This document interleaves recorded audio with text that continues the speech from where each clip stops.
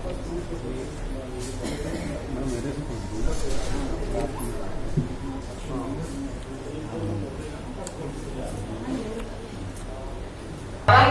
का विमोचन करने जा रहे हैं।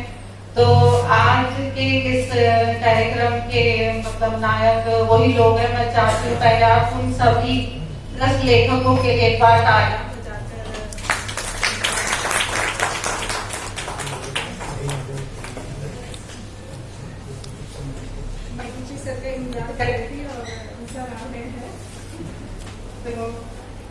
पहले मैं उन 12 लेखकों के यहाँ पे बताना चाहती हूँ जिनकी किताब विमोचन होने जा रहे हैं।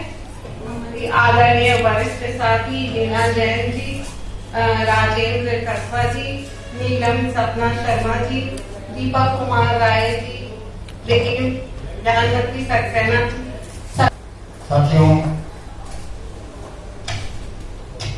सबसे पहले तो मैं ये कहना चाहूँगा कि इस बार की किताबें बहुत पहले आ जानी चाहिए थी, लेकिन देरी हुई मेरे स्वास्थ्य के चलते। जैसा कि सबको मालूम है कि करीब 3-4 महीने से मैं कंप्लीट बेड रेस्ट में हूँ और किताबें जो कुछ हफ्ते आ चुकी थी, लेकिन केवल उसके विमोचन की तारीखें चल रही थी। लेकिन अंततः है किताबों का विमोचन आज कर रहे हैं हम। और इस अवसर पर मैं बस इतना ही कहना चाहूँगा कि जो धैर्य हमारे लेखकों ने रखा है उसके लिए उनका बहुत बहुत आभार। और अब आगे जो कलमकार की किताबें हैं वो रेगुलर प्रकाशित होती रहेंगी, आती रहेंगी। कलमकार मैगजीन की प्रक्रिया पूरी हो चुकी है, वो प्रकाशित हो रही है। जल्दी ही हमारे जो कलमकार के प्रतिभागी हैं उन तक कलमकार पत्रिका भी पहुंच जाएगी। धन्यवाद। दुर्गा प्रसाद जी, वरुण भाई, इसको बोल देता हूँ ठीक है। ये बिल्कुल वैसे तंग कर रहा है जैसे आजकल मोदी जी केजरीवाल को तंग करता है।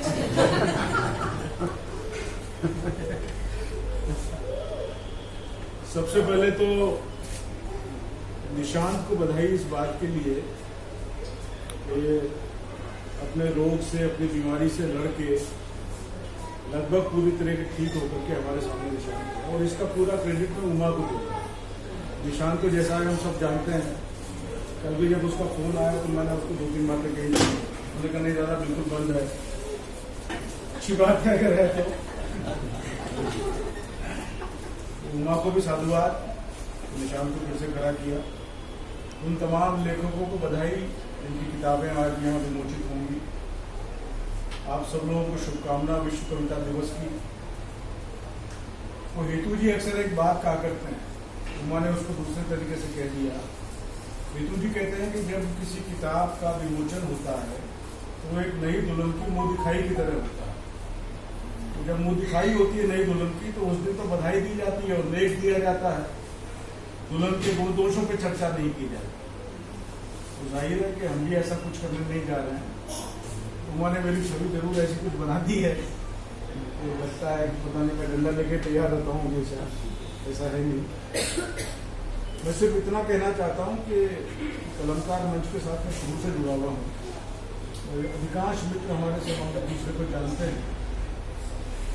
कोरोना से लेकर और उसके बाद तक जिस तरीके से निशांत और इसकी टीम ने काम किया है, किताबों को लेकर के भी और सामाजिक स्तर को लेकर।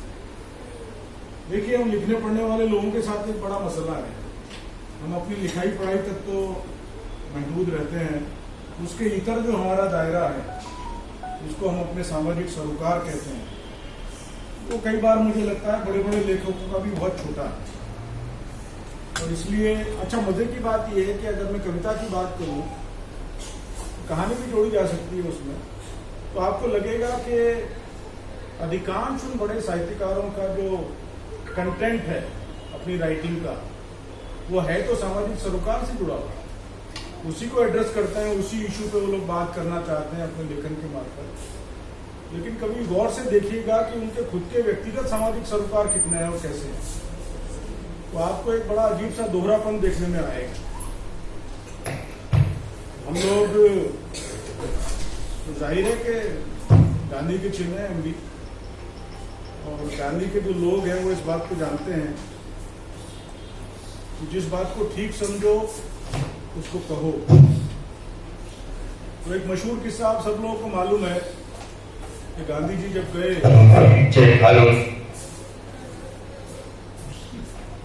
हो गया ठीक हो, खराब नहीं होगा।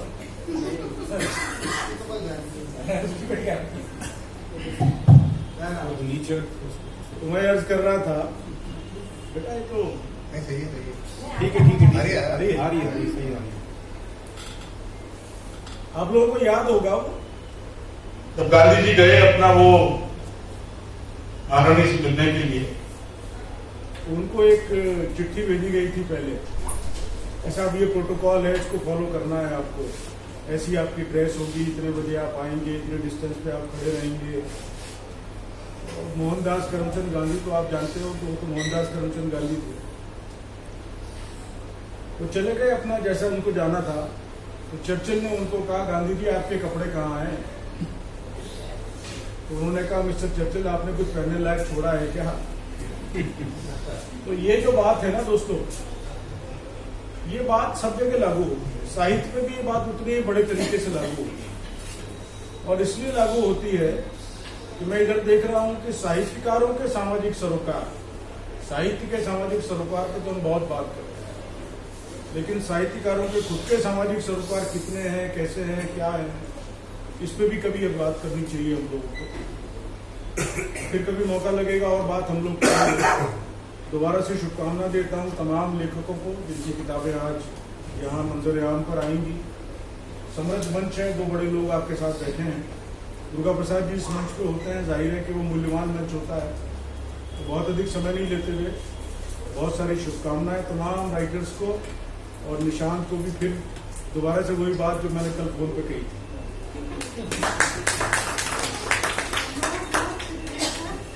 जो लोग पीछे बैठे हैं वो आगे आ जाए, क्योंकि अब जो माइक काम नहीं कर रहा तो आवाज मैं तो अब मैं आपके लिए वो अपनी बात रखे। कलमकार मंच से जो इनकी किताब है, ढूंढने में आम आदमी, ये हमारी बेस्ट सेलिंग बुक है और पहला संस्करण इसका खत्म होने जा रहा है। तो सर आप, मैं चाहती हूँ थोड़ा सा हमें टिप्स भी दे कि कैसे लगातार लिखते रहना है, क्योंकि मतलब हम जब तक घर पहुंचेंगे और सोचेंगे ना कि इस प्रोग्राम की पोस्ट चला दें, सर की चल चुकी होगी, वो काम हो चुका होगा। तो सर अपने आपके बच्चों के साथ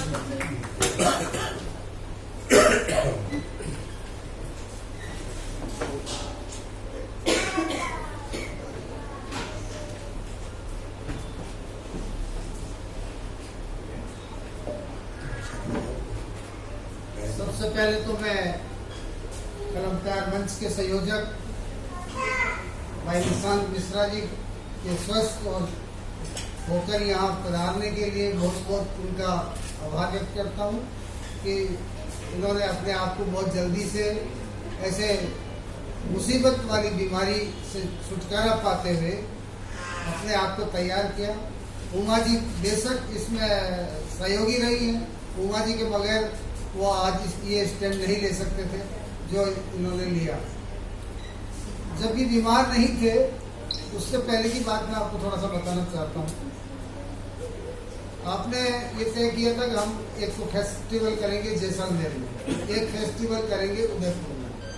ये इनके मन में अभी भी है, और उसके लिए ये बीमार होते हुए बार बार उठ के खड़े होते थे कि यार मुझे तो फेस्टिवल करना है, मुझे तो वहाँ जाना है, मुझे उदयपुर जाना है, फारूक साहब चलो यार। तो मैंने चलो तो मैं चलने की स्थिति में ही नहीं था, लेकिन अचानक ऐसी बीमारी ने इनको घेर लिया और उन्होंने इतनी जल्दी रिक्यूर किया। ये बहुत हम सब के लिए खुशी की बात है। ये बहुत ही कहना चाहिए कि इतने जज्बाती हैं अपने लेखन के प्रति, अपने काम के प्रति और प्रकाशन के प्रति, लेखकों के प्रति। वो अपने आप में एक उदाहरण है हमारे लिए। बहुत कम समय में कलमकार मंच ने राष्ट्रीय स्तर पर अपनी जो छवि बनाई है, उसमें उन्हें अच्छे लेखकों का भी साथ मिला है। उसमें एक अच्छा लेखक मैं भी हूँ, ये मेरा जन्म नहीं है। अच्छे लेखक, अभी बात करी थी उमा की, आपको जैसे टिप्स दे क्या क्या कारण है कि जल्दी जल्दी आपकी किताब खूब बिक जाती है और लोगों की किताबें थोड़ी नरम चलती है। तो ये इसमें कोई ज़्यादा रहस्य की बात नहीं है। रहस्य यही है कि आप और पाठक दोनों के बीच में जो दूरियां अभी बनी हुई है उनको आप अपनी कलम से कैसे नजदीक ला सकते हैं, सबसे बड़ी बात ये होती है। आप जब तक समाज से जुड़ेंगे नहीं, आपका जो टारगेट ग्रुप है उससे अगर आप जुड़ेंगे नहीं तो आपकी बात अधूरी रह जाएगी, अनसुनी रह जाएगी। तो कलम में अपनी ऐसी ताकत पैदा करें कि आपकी बात सीधी पाठक तक जाए और पाठक करे वाह, आहा नहीं करे वाह, करे वाह। जैसे जब उस्ताद जाकिर हुसैन तबला बजाते हैं तो लोग कहते हैं अरे वाह क्या है ना। तो उस तरह की चीज हमको अपने ये सब चीजें रियाज से आती है, पढ़ाई से आती है, अध्ययन से आती है।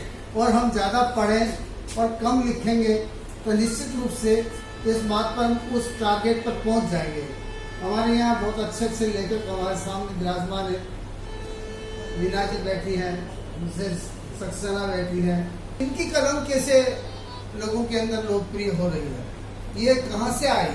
ये शक्ति एक तो अपने भीतर अपने आपको ये खुद आकलन करना पड़ेगा कि हम जो कुछ भी लिख रहे हैं क्या उसका कोई प्रभाव पड़ने वाला है कि नहीं।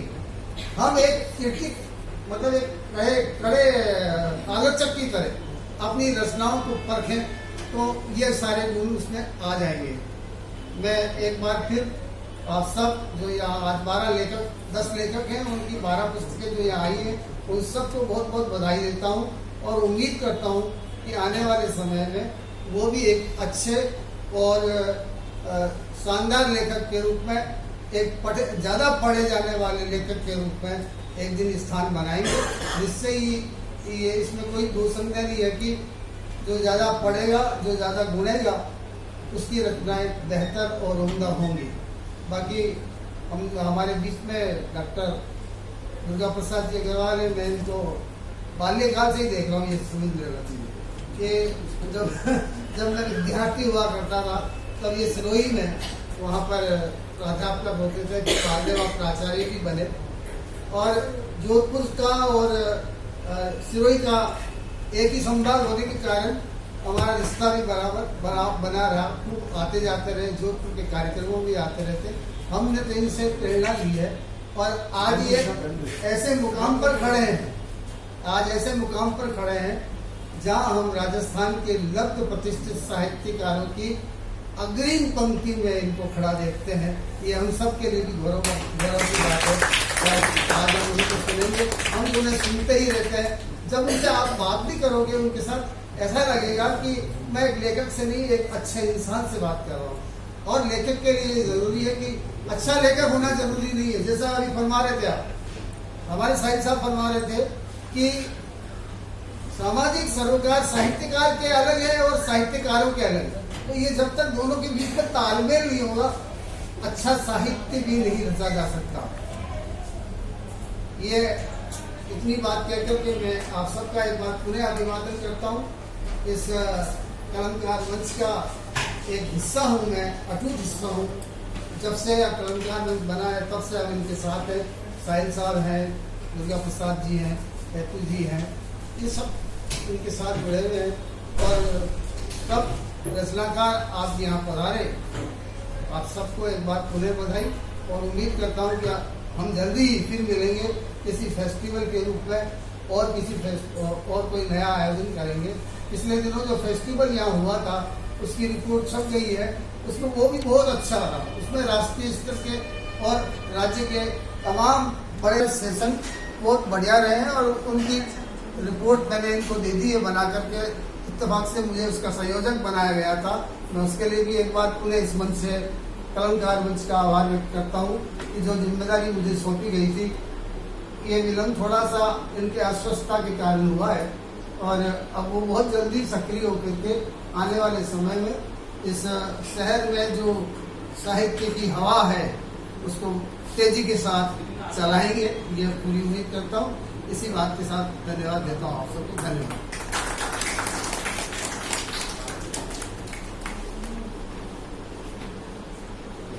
दुर्गा प्रसाद जी सर ने भी एक कॉलम में लिखा था कि जो मतलब हमारा कुछ बने बनाए जो ढल रहे हैं वो पूछने चाहिए, ये मुख्य अतिथि और ये अध्यक्ष ये सारी चीजें, तो हमने सर कुछ भी नहीं रखा, एक अनौपचारिक बातचीत करिए जिस क्रम में हमने बुलाया जो भी क्रम में बात रखने के लिए हम कह रहे हैं, तो और सर से कुछ ना कुछ खास सुनने को मिलेगा, तो सर प्लीज बता दें।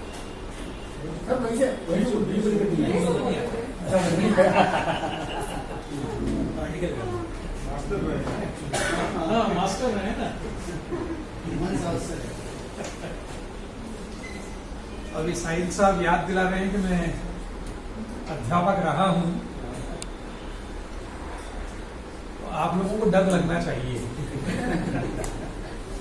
ये दोनों तो बहुत भले लोग साबित हुए, फारूक साहब भी और साहिल साहब भी, जिन्होंने 4-4, 5-5 मिनट में अपनी बात कह दी। मैं भी इतनी ही देर में अपनी बात कहना चाह रहा था, लेकिन अब फारूक साहब ने याद दिला दिया कि मैं मास्टर रहा था, तो आपको और घंटे की यातना के लिए तैयार हो जाना चाहिए। टाइमर 45 मिनट से पहले ऑफ नहीं होता है। तो अब वो किया धरा इनका है, भुगतना आपको पड़ेगा, उसमें मैं कुछ नहीं कर सकता। बहरहाल सबसे पहले विश्व कविता दिवस पर आज के दिन जिन साथियों की किताबें लोकार्पित होने जा रही हैं, उन सभी को बहुत बहुत बधाई। ऐसे संयोग बहुत कम होते हैं कि साहित्य की पुस्तक, साहित्य के एक बड़े दिन लोकार्पित हो सके। हम सब लोगों के लिए ये भी बहुत खुशी की बात है कि भाई निशांत लंबी और गंभीर बीमारी से मुक्त होकर आज हमारे साथ हैं, और इस खुशी तक हम सब लोगों को पहुंचाने के लिए उमा जी का जो योगदान है, उसे जैसे सब मित्रों ने सराहा है, मैं भी सराहना चाहता हूं। अभी साहिल साहब ने बड़ी अच्छी बात कही थी, फारूक साहब ने भी इस बात को दोहराया, और मुझे भी लगता है कि किताब का लोकार्पण एक उत्सव होता है, और उस उत्सव पर बहुत सारी बातों को स्थगित किया जा सकता है, किया जाना चाहिए, लेकिन सार्वजनिक रूप से न सही, निजी तौर पर हर लेखक को मुझे लगता है आत्मावलोकन करते रहना चाहिए। अगर आपने एक किताब लिखी है और उसके बाद 1 साल बाद, 1 महीने बाद, 1 सप्ताह बाद आपने दूसरी किताब भी लिखी है, तो कहीं ना कहीं आपके मन में भी ये विचार तो होना ही चाहिए कि आपकी जो पिछली किताब थी, उस किताब से आप कितना आगे दाएं या बाएं बढ़े। बहुत अच्छे। अगर आप वहीं के वहीं हैं, तो फिर मुझे लगता है कि आपका वो श्रम व्यर्थ है। वो जो घानी का बैल होता है, एक धुरी पर वो लगा घूमता रहता है, लेकिन वो जाता कहीं नहीं है। मैं कामना करता हूं कि लेखक वो न बने, वो लगातार आगे चले। अब वो आगे चलना कंटेंट के रूप में भी हो सकता है, वो फॉर्म के रूप में, शिल्प के रूप में भी हो सकता है, वो आपके सरोकार के रूप में भी हो सकता है। अगर आप एक ही जगह टिके रहते हैं, तो मुझे लगता है फिर आपको लेखन छोड़कर कोई और काम करना शुरू करना चाहिए। लेखन आपके लिए नहीं। लेखन पर मैं बहुत बार विचार करता हूं और ये सोचने का प्रयास करता हूं कि आखिर इस समाज में कोई लिखता क्यों है। आप भी अपने आप से विचार और विमर्श दोनों करें और ये सोचें और जवाब अपने से मांगें कि आप आखिर क्यों लिख रहे हैं। आप कविता लिख रहे हैं, आप कहानी लिख रहे हैं, आप व्यंग्य लिख रहे हैं, आप आलोचना लिख रहे हैं, जो भी आप लिख रहे हैं, लेकिन आपके मन में ये सवाल बार बार उठना चाहिए कि आप क्यों लिख रहे हैं। और ये सवाल उठने की बात मैं इसलिए करना चाहता हूं कि जैसी हमारी स्थितियां हैं उसमें लिखना कोई बहुत आकर्षक काम नहीं है। आर्थिक रूप से तो बिल्कुल भी नहीं है। हालांकि आज से 20-25 साल पहले के समय को मैं याद करूं तो ये तो मैं पाता हूं कि 20-25 साल पहले किताब प्रकाशित करवाना बहुत मुश्किल हुआ करता था। प्रकाशन की सुविधाएं नहीं थी, प्रकाशक भी कम थे। अब धीरे धीरे ये तो संभव हो गया है और मेरी पीढ़ी के लोग बहुत ईर्ष्या करते हैं और वो ईर्ष्या करना सही नहीं होता है। ईर्ष्या ये करते अरे देखो ये 20 साल का लड़का है, इसने किताब छपवाई। हम तो जब 55 साल के हो गए थे तब हमारी किताब छपी। अब ये बड़ी मूर्खतापूर्ण ईर्ष्या है।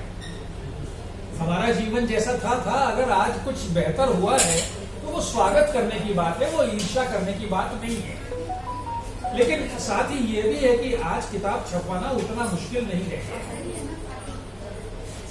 इस बात को हम सब लोग जानते हैं कि पिछले कुछ वर्षों में हमारे यहाँ पुस्तक प्रकाशन का एक नया तंत्र विकसित हुआ है।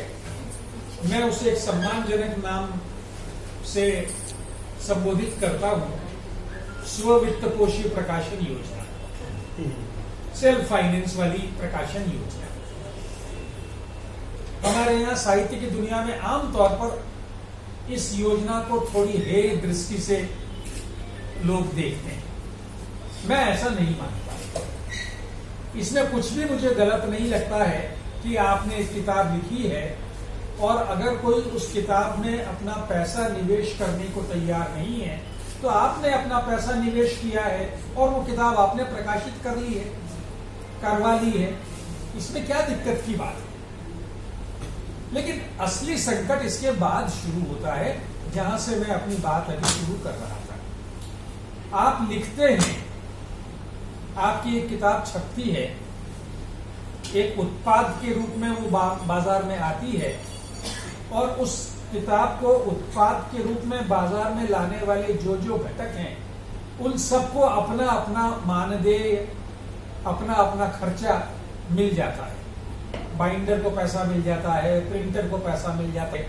लगातार इन्होंने अच्छे लेखकों की अच्छी किताबें प्रकाशित की हैं। ये एक मौका है जब मैं इनसे दोस्ताना अनुरोध करूं कि आप इस रिवायत को भी बदलने की दिशा में सक्रिय हो। मुझे निशांत जी माफ करेंगे, एक औसत लेखक प्रकाशक के बारे में अच्छी राय नहीं रखता है। उसके हिसाब किताब को लेकर आप किसी लेखक से बात कर लें, उसकी राय अच्छी नहीं है। क्या कोई पारदर्शिता संभव नहीं है? जैसा मैंने कहा, मुझे इसमें कुछ भी गलत नहीं लगता है कि लेखक पैसा दे प्रकाशक को और कहे कि आप मेरी किताब छापिए, इसमें कुछ भी गलत नहीं है। लेकिन क्या इस बात की भी कोई संभावना बन सकती है कि प्रकाशक ये कहे कि आपने ये पैसा दिया था या जो भी आपके और मेरे बीच में टर्म्स तय हुए थे वो हैं और मैंने आपकी इस किताब की इतनी प्रतियां छापी हैं, 100 प्रतियां छापी हैं, 100 में से 80 प्रतियां बिक गई हैं और ये 20 प्रतियां यहाँ रखी हुई हैं। और ये जो 100 प्रतियां बिकी हैं इनमें प्रति 10 पैसे के हिसाब से 100 प्रति का 1000 पैसा बन रहा है। ये मैं आपको साल के अंत में दे रहा हूं। हम ये नहीं कहते कि आप अपना घर बेचकर लेखक को कुछ दें, लेकिन एक रिवायत तो शुरू हो कि कहीं आप लेखक के श्रम का भी मान रख रहे हैं, उसका भी सम्मान कर रहे हैं। और ये जो चारों तरफ एक धुंधला सा माहौल बना हुआ है प्रकाशक और लेखक के रिश्तों का, उस माहौल के धुंधलेपन को आप साफ करें और एक आदर्श रखें और ये कहें कि लीजिए ये एक बिल्कुल पारदर्शी तस्वीर हम पेश कर रहे हैं। लेखक के लिए आपने अगर उसकी किताब पर 100 रुपए दे दिए, 500 रुपए दे दिए तो उसको कोई बहुत फर्क नहीं पड़ने वाला है। और ये मैं जानता हूं कि आप उसको 1 लाख रुपए देने की स्थिति में है नहीं। ऐसी तो हमारी किताबें है नहीं कि वो कोई उसके लिए, जैसी फिल्मों में वो साहिर लुधियानवी की किताब बिकती है या अमिताभ बच्चन की किताब बिकती है कि वहाँ लाइन लगी हुई है लोगों की, ये ऐसे लेखक तो हम लोग हैं नहीं, और ऐसा हमारा पाठक समाज में नहीं है। हम लोग तो शायद हो भी सही, लेकिन वो वैसे पढ़ने वाले लोग कहाँ से लाएंगे आप जो किताब के लिए इस तरह की दीवानगी रखें।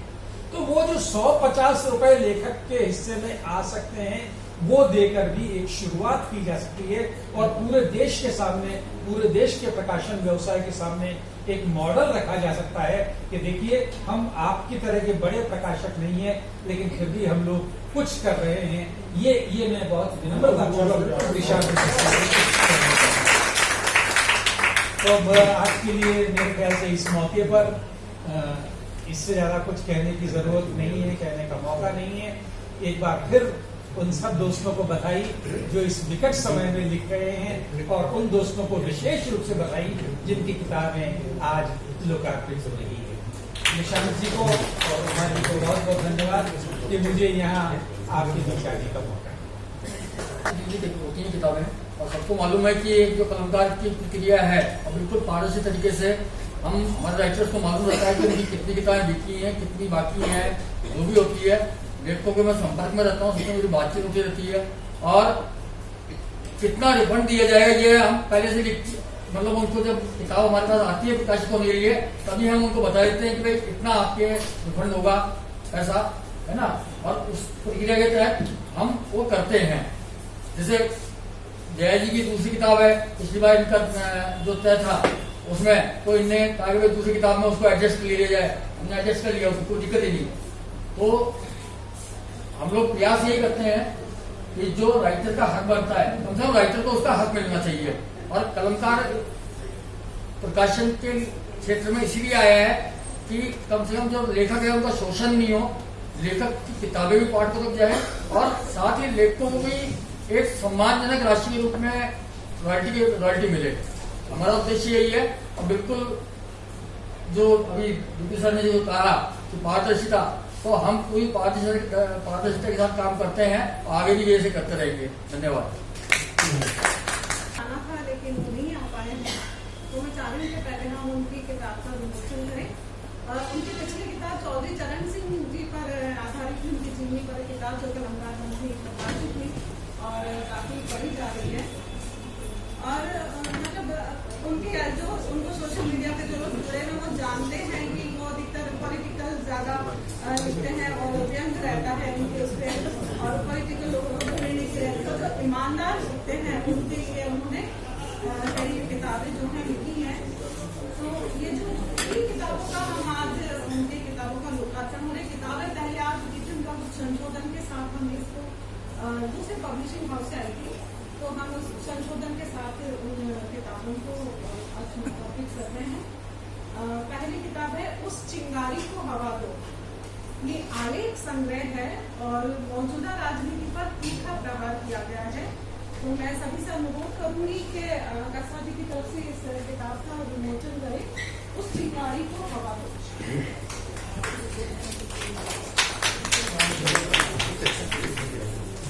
ये आलेख संग्रह है।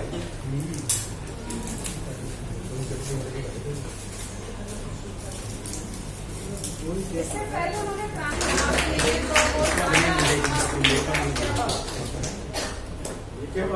के सामने बजाओगे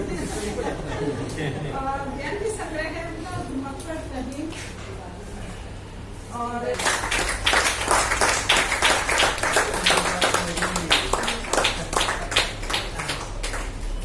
तीसरी बेहद महत्वपूर्ण किताब है उनकी झालावाड़ से दिल्ली, चंद्रावती का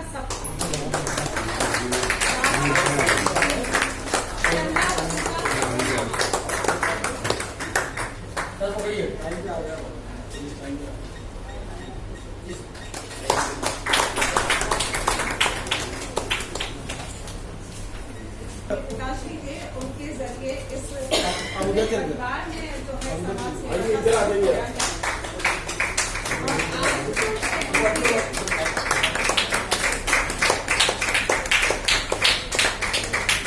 एक उत्सव, एक महोत्सव इस कविता संग्रह का नाम है। बेहद खूबसूरत जाके देखेंगे तो किताबें है ना रखी रहती है, जो बच्चों की किताबें उसी दिन क्या करते हो, बोले आसपास से बच्चे आते हैं, उन्हें सुनाती हूँ और उनको देती हूँ पढ़ने के लिए।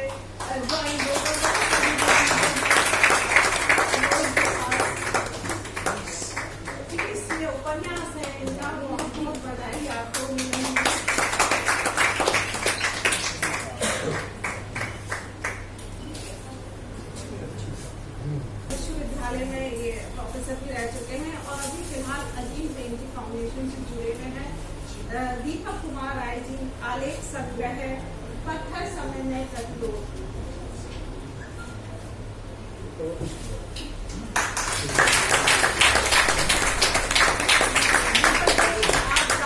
बहुत शुभकामनाएं आपको।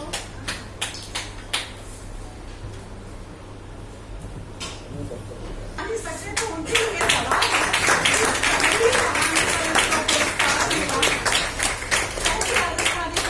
पुरस्कार मिला, 25,000 का पुरस्कार, दूसरी कहानी में इसको पुरस्कार मिला।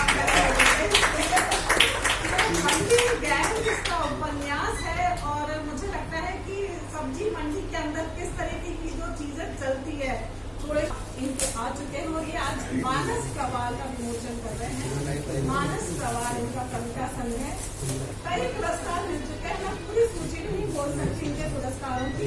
शिक्षा और साहित्य के क्षेत्र में काव्य संपर्क सम्मान, शब्द संपर्क सम्मान, महादेव सम्मान,